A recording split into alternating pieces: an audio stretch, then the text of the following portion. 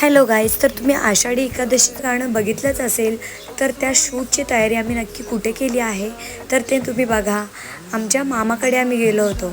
तर तिथे आहे ना खूप पाऊस होता, त्याच्यामुळे आम्हाला शेडमध्येच त्याची तयारी करावी लागली. आम्ही खूप वेगळा प्लॅन केला होता, मस्त रस्त्यावरती सगळ्या छोट्या छोट्या वारकऱ्यांना घेऊन आम्हाला ती तयारी करायची होती. पण पाऊस भरपूर प्रमाणात असल्यामुळे आम्हाला तो एका शेडमध्येच करावा लागला. तर भेटूयात आपण आपल्या शिवण्याच्या छोट्या छोट्या मामांना. तर बघा तुम्ही, शिवण्याचे मामा किती छोटे आहेत. आता शिवण्या येणार बोलल्यानंतर सगळ्यांनी किती गोड तयारी करून ठेवली आहे, तुम्ही बघाच.